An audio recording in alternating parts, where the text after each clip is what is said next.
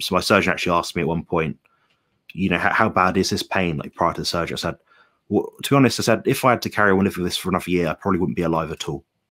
How did you find the carnivore diet?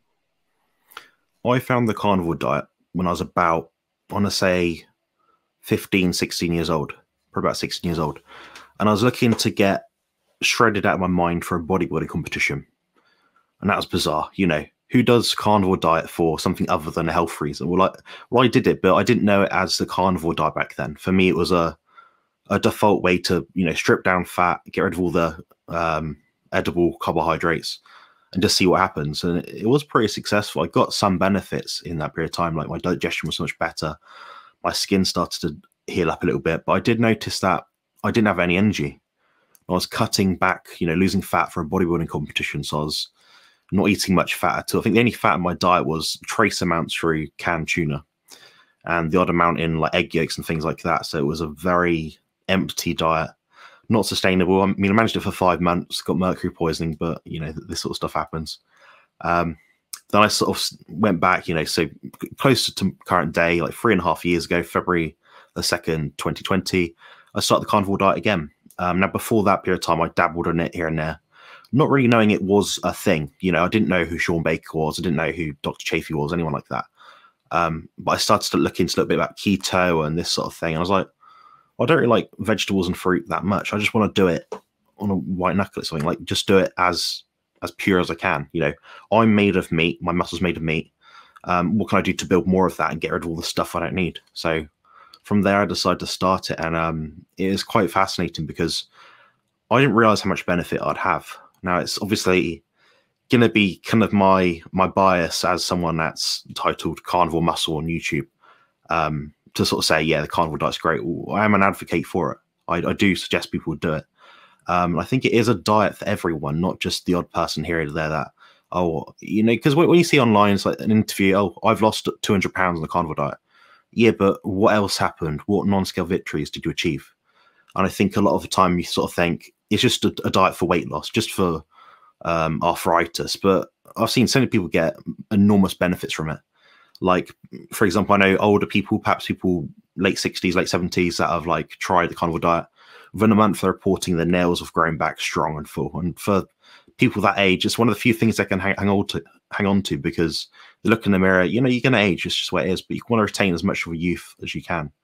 So as a young man, I'm 28, and I'm thinking, what if I can start this now with my health being kind of good compared to what it used to be?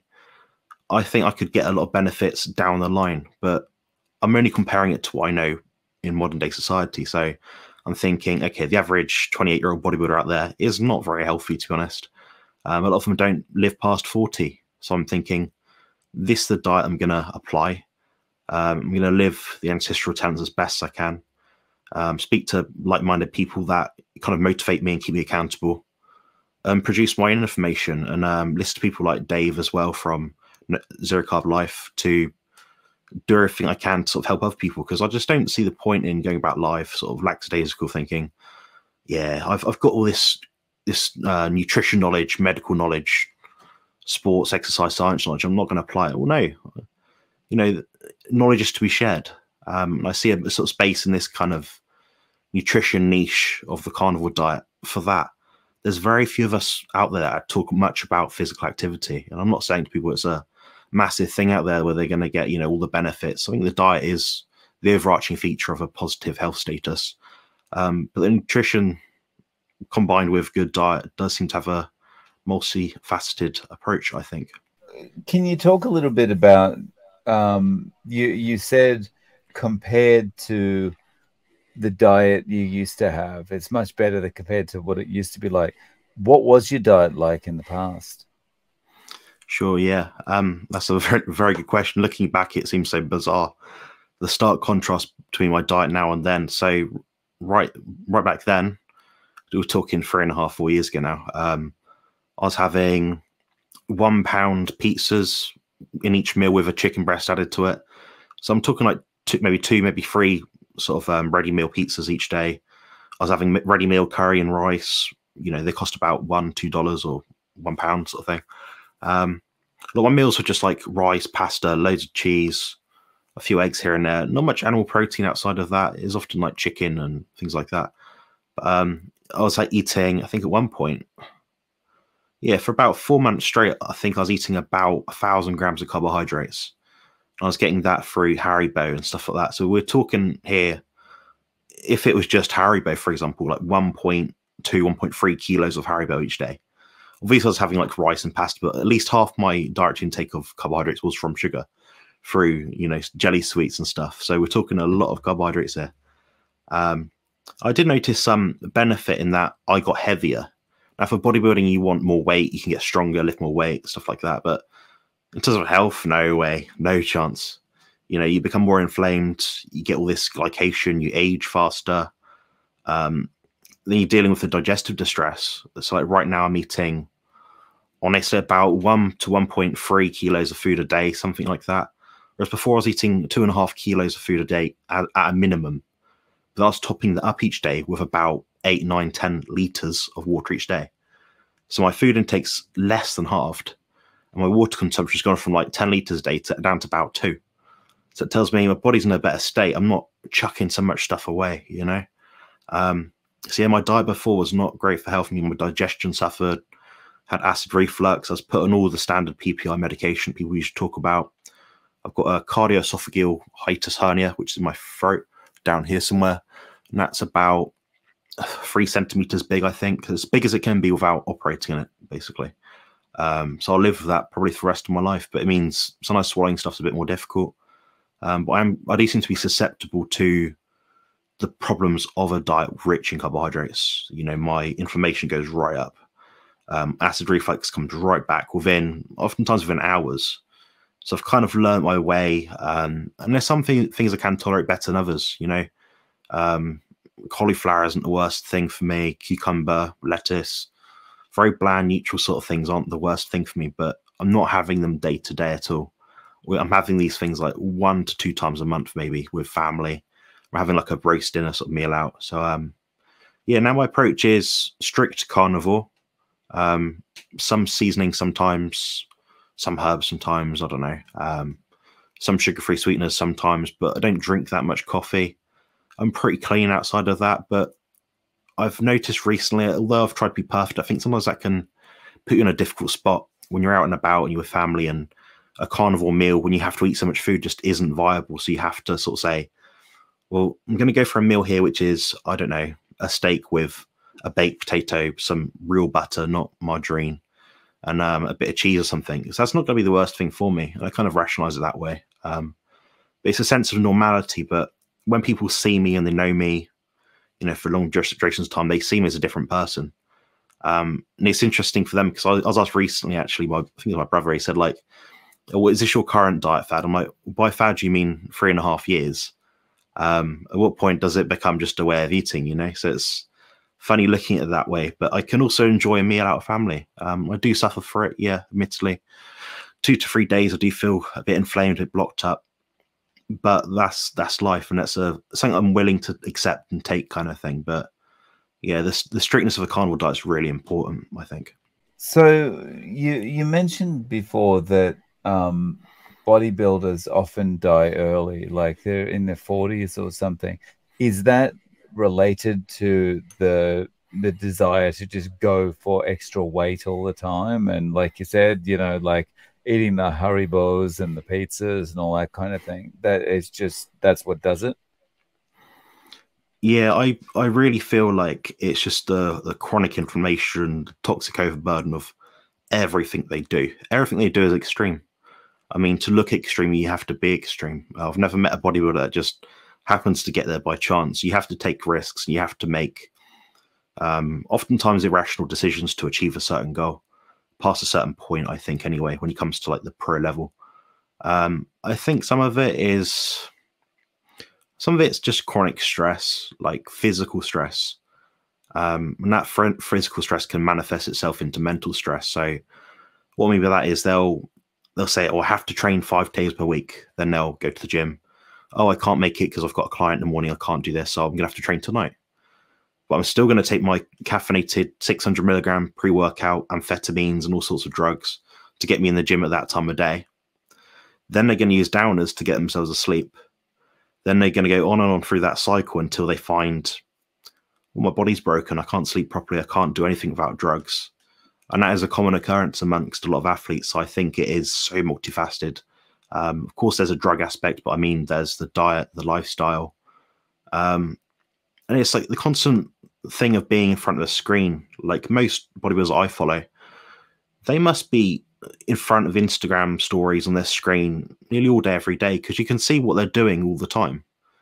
I'm thinking, that's not going to be great for your health. You're not living in the present. I understand there's sponsorship opportunities to be had, you know, by sort of representing the brand more, but I think all these things come at a cost. And I think a lot of the times when you meet people that are exceptional at very specific things, oftentimes they've had to either step on their own toes to get there or someone else's. And that seems to be the point where I've sort of drawn the line for myself and thought, you know, I'm 28. I feel pretty old. I look pretty old for me, but I don't want to look any older, you know, so I think this is where I've kind of put a halt on it. So I'd like to think I'm doing the best I can for myself and my long-term health outcomes. When you were initially talking, one of the things you mentioned was non-scale victories and how that is really, it's maybe we don't focus on that as much or enough, because we're always talking about, oh, I lost 100 pounds or I lost 200 pounds or something like that. So for you in 3 years, what do you see as the non-scale victories that you've achieved? Sure, yeah. So some of the biggest ones are coming off a lot of the meds that I used to be on. I've probably been prescribed in my adult life 20 medications, 15 medications, something like that. I've not been on all of them at a given time, but the thing is, I've cycled through those different drugs. And they've had a negative toll on my body, on the mitochondria, my energy, my efficiency, my way of living, my digestion, everything suffered for that. So for me, it's been a case of getting the body right. So I've been putting less drugs in my system. I'd say my quality of life's better as well. One of the biggest things that I think I noticed, at least more so the last 2 to 2.5 years, has been the mental health benefit. So the fact is, I can talk right now to Dave, to Dr. Chafee, to Barkay, without any sort of anxiety or nervousness or just worry about everything. You know, it's just so much easier. Like I used to think, oh, this person is so exceptional, therefore I'm not worthy to speak to them. Well, I don't think like that anymore. I just think they're someone else. They happen to know a lot about something, you know, so it's been very helpful in that kind of regard. And I'm speaking to lots of people each day, and I do see people still struggle with specific things. So I always come to the conclusion that people need to address their goals properly. I speak to loads of people that are like, oh, I want to lose 20 pounds, go from 15% body fat to 10 so they can see their abs, something like that. I'm sort of talking to them, I can just see and feel so much anxiety from them. And I'm thinking, let's just worry about everything else first, then we can get to that. Because I want to get people better overall, you know, as a nutrition coach. I don't want people just to get, oh, I'm now 10% body fat, I don't need you anymore. No, I want them to experience all the benefit they can. Just keeping them on the diet is really important to me. And I'm thinking for myself, like being diagnosed with autism since I was 21, I believe.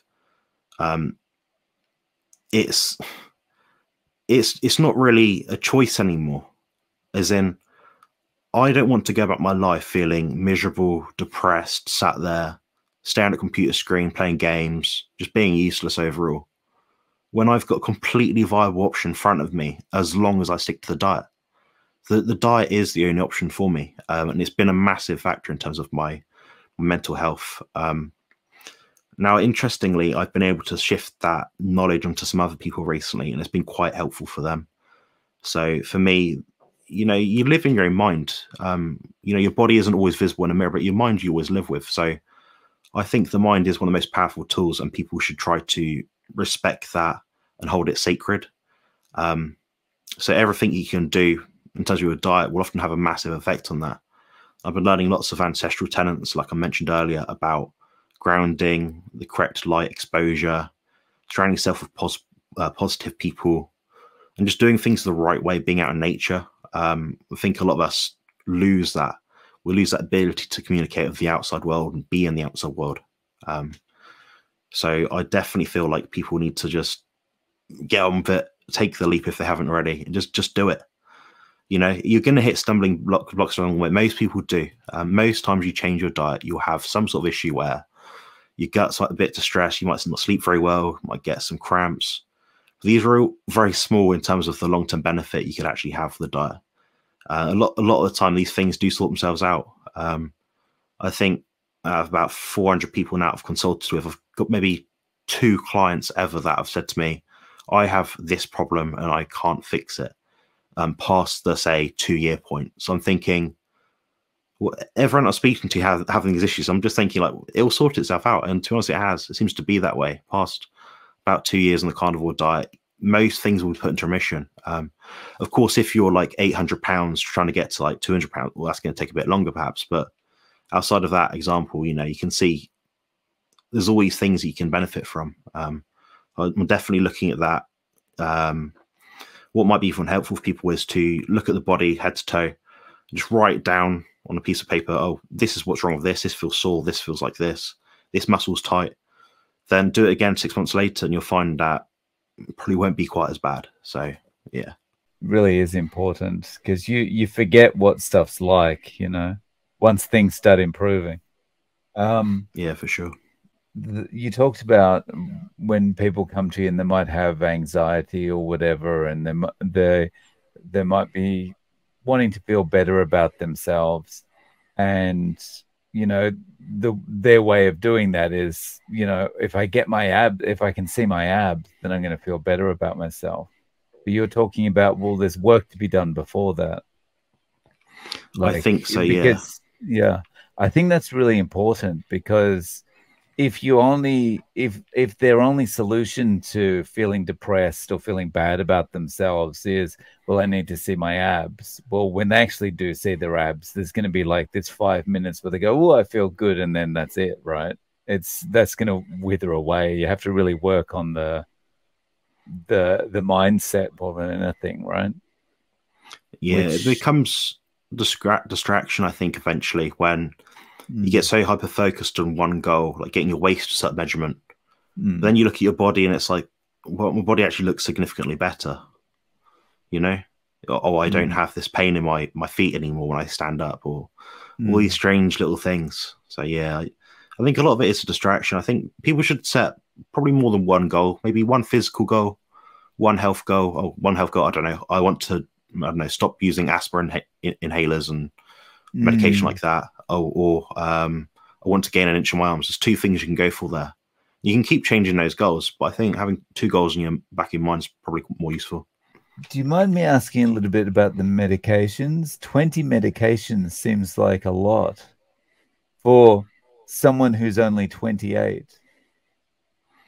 Yeah, I've been on a lot of stuff. So pretty much every commonly described antidepressant, anti-anxiety medication you commonly get prescribed over here. I couldn't even remember all of them, to be honest. Other ones are painkiller medications, both over the counter and prescribed. Other ones, acid reflux medications, there's a couple of those. Inhalers, things like that. So I had 2 inhalers at one point. Yeah, I don't really use any of them now. I think I use one medicinal pain relief sort of thing, but that's it now. No inhalers, no PPIs, no anything. That's it. That's awesome that you've been able to get off all of those, and that's predominantly due to carnivore. I would almost certainly say so, yes. I think, although the stuff about depression, anxiety, I think although that a lot of that can be situational, based on your environment, things like that, I do think that the diet has allowed me to feel better, be less inflamed mentally in my brain, to be able to deal with the problems that I do have better. So life is a bit, admittedly, my life now is a bit better than it was a few years ago. You know, working in bad conditions and a lot of pain, struggling to stand up at work, things like that, being called in for more shifts than you can tolerate.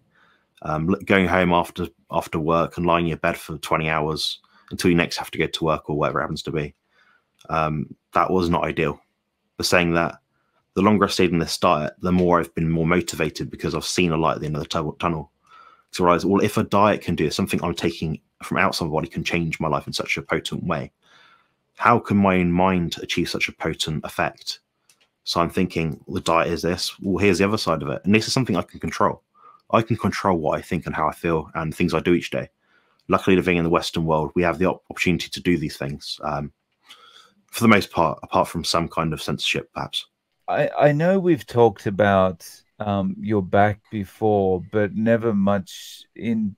I don't think I've talked to you much in depth about it. Like, what resulted in you being in a situation like that where you have to be on your back for, you know, the 20 hours before the next shift? Yeah, so I had a rugby collision in, I can't remember what year. I think I was about 14 years old, something like that. And this was a sports tour. We went to Italy. I was a young kid, like 14 years old. We play against 17 and 18-year-olds. The Italian team decided to pit us up against them because they don't know how age brackets work, apparently. So I laugh now thinking, you know, how hysterical it is, like they couldn't work out how old we are. But I go back in time and think, you know, I would not have competed in that match, that tournament. Basically got tackled while I didn't even wasn't even holding the ball. I think the whistle blew and someone just ran into the side of me and just crunched me up, a lot bigger than I was. And yeah, so for about 2 weeks after that, I was in a lot of pain. I went to the teacher, the person that we had with us at the time, and said, I'm in so much pain, so much pain. I didn't get taken to hospital or anything. I should have done, certainly shouldn't have done. But I think because I was autistic at the time, I was very hidden with my expression and emotion. So people perhaps didn't realize that. Then meanwhile, there was a girl that went to hospital on that same trip the next day because she had period pains. So I was ignored whilst I was being cramped up, leant forward like that for the whole duration of the few days we're in Italy. Then I went down the road of, you know, seeing all the doctors, GPs. You know, I've got a list here of like all the times I've been in there and said, you know, my back's sore, my hips now sore, you know, all this sort of thing. Probably about documented 12 times where I've been there to explain about it. At best, I was given codeine and things like that, some painkillers.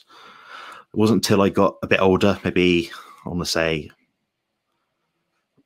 roughly about a year and a half ago, I had the X-ray, which we should have done in the first place, which revealed, yeah, your spine's seriously messed up. You've got grade 1 L5 and S1 spondylolisthesis and foraminal narrowing, and everything's just crunched up in that lower back area. So every movement I did was painful. You stand for too long, the muscles have to deal with holding you up.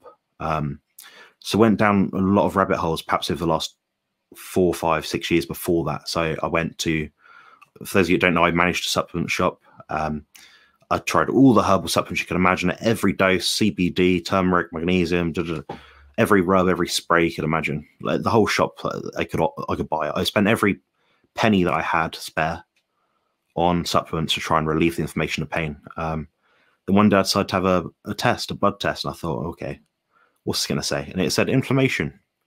Now, this was at the point where I was on the carnivore diet for about, I want to say about 3 months. Inflammation was down to 0, so my inflammatory markers were nil.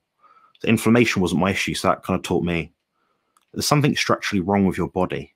Something isn't right. Something isn't sitting right. So that kind of confirmed my hypothesis when I had the X-ray at that point. Then I had a spinal fusion, December the 12th, 2022, so last year. And yes, now I've got 2 rods, 4 bolts in my spine, and a little artificial disc which cushions the vertebrae, basically. So yeah, not the most fun of surgeries. It's a surgery that you don't have unless you have to have it. It's not like you have, I don't know, like a skin tag cut off or something. It's something which you only have because you have to have it, pretty much. So my surgeon actually asked me at one point, you know, how bad is this pain, like prior to the surgery? I said, well, to be honest, I said, if I had to carry on with this for another year, I probably wouldn't be alive at all. And I was thinking that for a very long time prior to that, because it was so exhausting. You know, like I said, 20 hours in bed each day, just lying there because you're in so much pain. You can't do anything. No matter how hard you sort of explain to people, you know, it's seriously painful, you know. But yeah, I went down more rabbit holes as well, even then. So I lost a load of weight, got down to 95 kilos at a height of 6'1", which for me is extremely light. I've got photos of it somewhere, and I was gaunt, like sucked up gaunt, looked like a, what's the word? Looked like I was in that place. I can't remember what it's called. But yeah, in Germany, you know what I mean? I'm going to be in so much trouble for not remembering that. But yeah, so I looked like that basically. And that didn't resolve anything. And at that point, I was really flexible. I was doing all mobility stuff, steady walks, everything you could probably do. So I tried the whole lot, everything I could do to avoid having surgery. And now I've had surgery, and the pain that I had before isn't really there. It's a bit awkward, admittedly, but it's not quite as bad. I just got some new pain now in my right hip as a result from surgery, but that's something I'm dealing with now. So it's a one step at a time kind of thing, but I can still do most things. I can still walk for about 15 minutes, still get up out of bed and stuff like that and do my daily chores. So it's fine. Those times when you're basically lying down for 20 hours, though, like when you were lying down, did you have relief, or was it still painful just lying there? Breathing was painful, put it that way. So anything you could do to really calm your body down a bit. So that means breathe slower. I think the most comfortable position, whereas kneeling to the side of my bed and just like hunched over the front, like to stretch my lower back, that was probably the most comfortable position. But yeah, it wasn't a desirable position to be in. There wasn't a comfortable way to sleep at night. And I've got two giant, like 5-foot V pillows that I use. So I lean on them at night, allowing me to get my knee in the right position and things like that. So you find ways around it. My desk, my chair, it's all ergonomic. Everything's designed to make my life a bit easier. So at that time, when it was bad at that time, like that must have impacted your sleep so much, and then that had flow-on effects to your kind of just your mental health, no?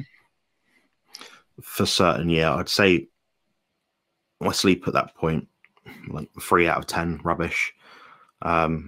It's frustrating because you end up using these painkillers as an adjunct to like all the stuff you usually do, like grounding and turning lights off, stuff like that. And then you sort of find, okay, I'm using this, but that keeps me asleep for about an hour or two. It makes it a bit easier to settle. Then those things wear off. Then you're dealing with all the side effects throughout the night. You're dealing with the acid reflux. Perhaps you're constipated. The digestive function doesn't work. You don't absorb vitamins very well or minerals. You feel sick. So it is always a cost benefit analysis. Like my entire life, the last, I'd say 10 years has been a cost benefit analysis. And sometimes you make the wrong decisions, and that's just the way it goes, but you do learn from it. But I'm learning a lot more now because like I said earlier, I'm very fortunate to know people that really understand their craft. People that are experts in nutrition, physiology, neurology. I speak to so many people all the time now that are really helpful.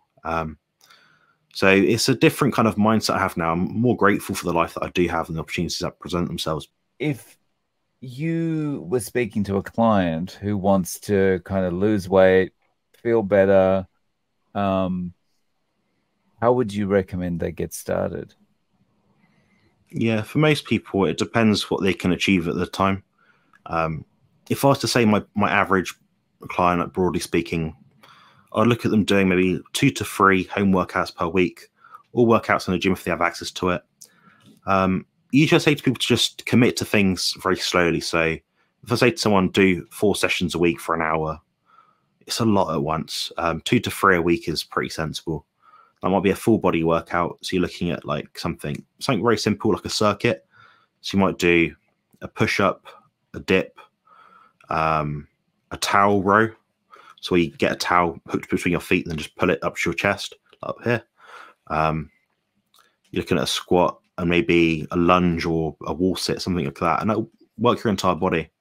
That's probably about all you need really to make a difference. Now, obviously, as you get more advanced, you can say that 2 times a week I'm going to do 3 workouts a week. So you might end up doing 4 or 5 sets twice over. You might do that 2 to 3 times per week. Then you can start looking at going to the gym and kind of doing the same thing, but just using a machine. So a machine allows you to target different muscle groups with a bit more accuracy.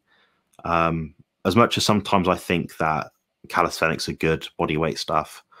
Sometimes a gym is just a better place to be and a better mindset to have, because you see other people that will teach you as well. Just like this community we have online here, it's similar in a way. Most people in a gym are quite helpful. They're willing to help you out. So I'd phase it in very slowly. I wouldn't suggest anyone do more than 4 sessions per week, and that's of any training at all. Maybe some rare exceptions. And yeah, just train as hard as you can within a safe limit. Take lots of videos of yourself training, as bizarre as it sounds. Look what you're doing. Compare it week on week. Oh, this week I look better than this week because I'm lifting with a better tempo, more controlled, more focused, something like that. Then that's how you go about tracking your performance. Obviously, you track your reps, your sets, your weights, things like that. There's nothing revolutionary. There's nothing out there right now that really makes a massive difference towards your training outside of what we already know. So that's just train hard, recover a bit harder, go to sleep and eat the right food. So that's pretty much it in a nutshell, I think. Do you think it's better for someone to have a home gym or to actually get out of the house and go to a real gym? That's a good question. It does depend on the person entirely. I think most people will get about 80%, maybe 90% of the benefit from working out at home with very bare basic equipment. I think to get that extra 10%, 15, 20% maybe, you're better off using a gym. I think some people thrive in an environment where there's other people trying and striving to achieve more themselves. So if you're someone that is just an absolute workhorse, you work 9 till 5, you always over deliver your projects at work, for example, you're the sort of person that could probably just go home, out of the office and out from the blue light, away from everyone else, just get on with your own thing after work for half an hour and just do some weights there. Now, if you're my brother, he built a gym inside of his garage, a fully equipped gym inside a single-sized garage, which fits one car. Well, now it doesn't fit any cars, but yeah, he's the sort of person that would thrive in that sort of example. But then there's people as well that, like me, I like to leave the house, make a journey of it. It's almost like a ritual now. So for me, it might be like have some sugar-free squash, some taurine, citrulline, different amino acid products to help amplify my performance a little bit. And that'll be part of my pre-gym ritual. So I think it ultimately comes down to your ritual, how you approach the gym, and your mindset overall. I think I'm more in your camp than your brother's. I think if I was your brother, that gym in the garage would just be a statue to no longer being able to fit my car in the garage. I don't think I'd be using it at all. Yeah. Yeah. You're gathering dust. Yeah. So this question is kind of from my bias, right? I'm a really impatient person. And part of that is why I've never done very well at the gym. And I'm sure there's a lot of people out there that are similar. I want to get results now. And if I can't see the results coming on, then I'm going to give up. So kind of a two-part question.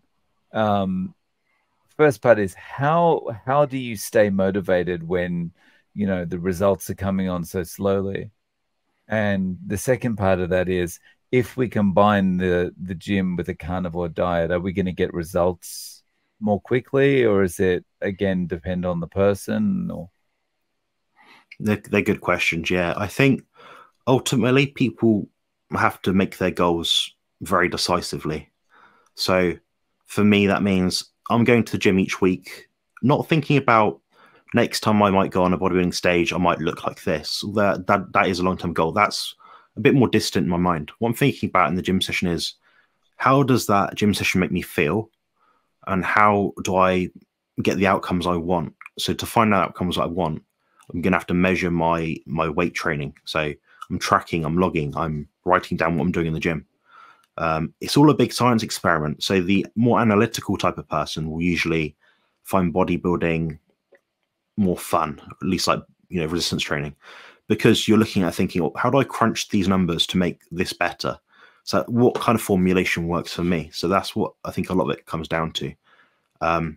So for some people, it might mean that they have to train with someone else, Perhaps they're better at logging things. Perhaps they're just a good friend. You like hanging out with them. So you have to find enough reasons to get in there. But ultimately, I think if you can't do it yourself in a gym on your own, you don't have the right goals, then you probably just need to stick to doing something at home, maybe, or just pick a different goal. Like, bodybuilding isn't for everyone. I completely appreciate that. So people see me on my channel, like Carnivore Muscle, you know. Yes, my name is Jonathan. I am a bodybuilder, but I do have about 10 other very strong interests.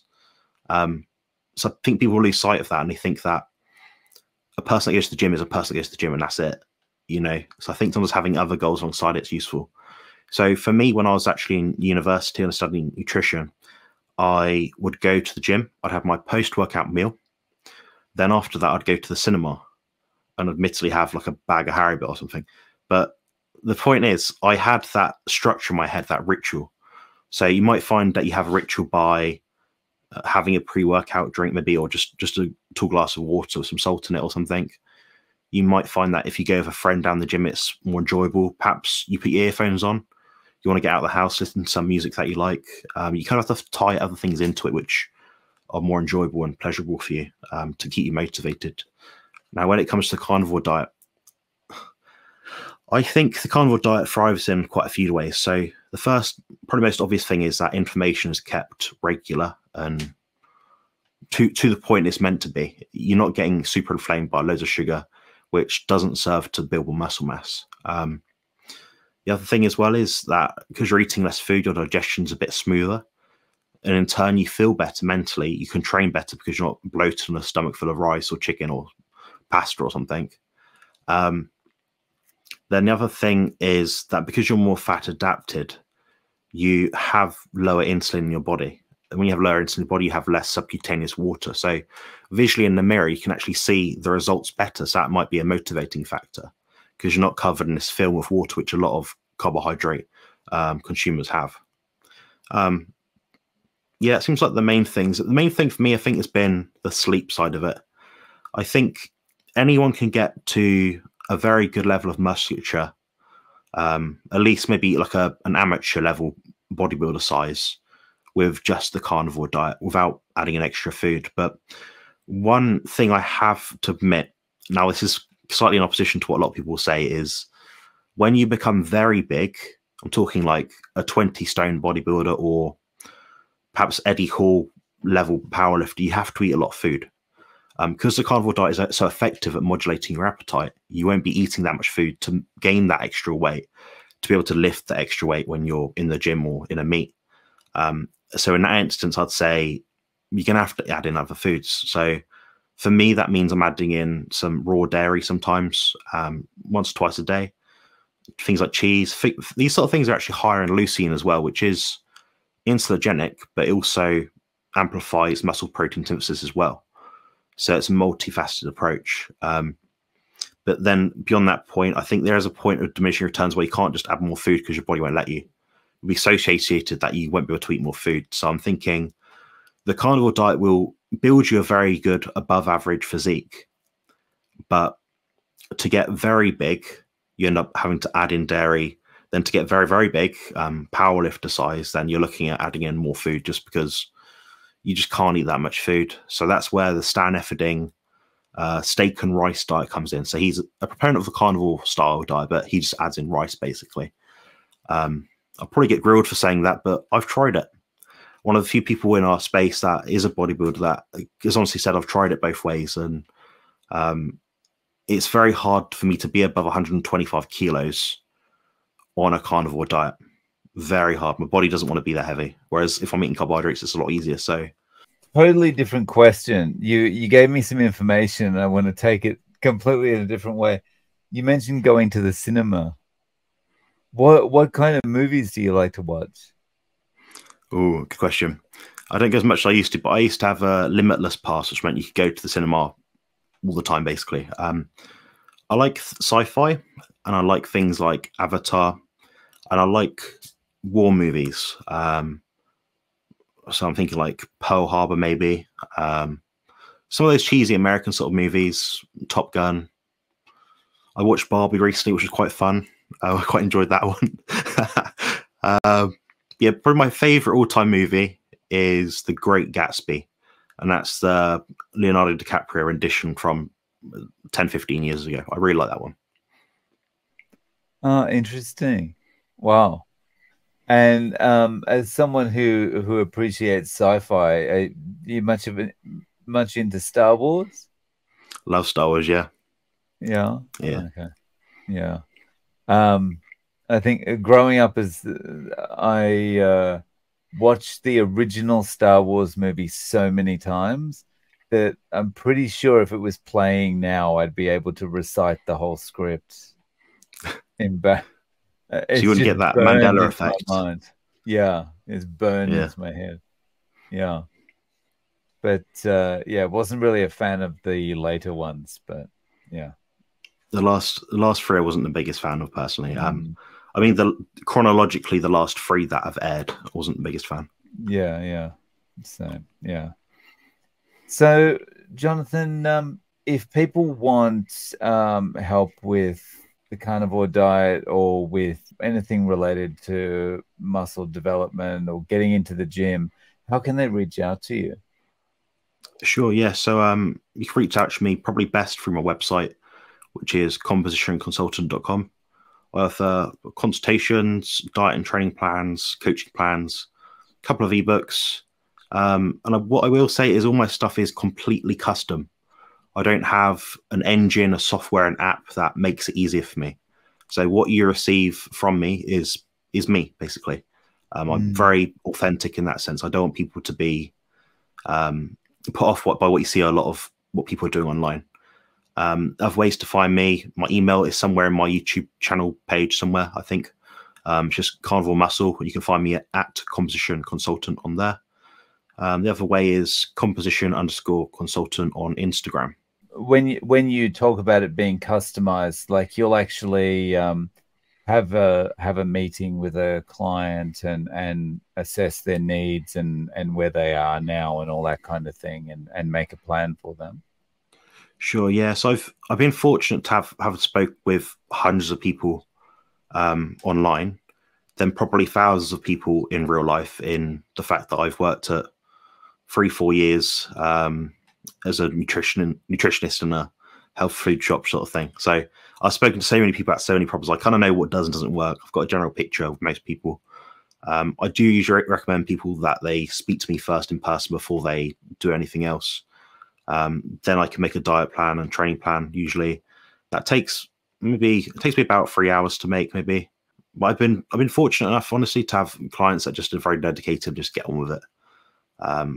As much as I am quite motivating, I do expect people, so I'm pretty strict. I have some leeway of people, but I give them the leeway that I think is the right amount, So, I'm pretty straightforward. People always like my plans. They always get results, provided they stick to it. And nothing they get in a plan is something that I wouldn't be able to do myself in their position. So I try and keep it fair and approachable, Well, Jonathan, thank you so much for coming on and sharing your experience with us. I really appreciate it. Thank you for having me. It's been good fun, as always.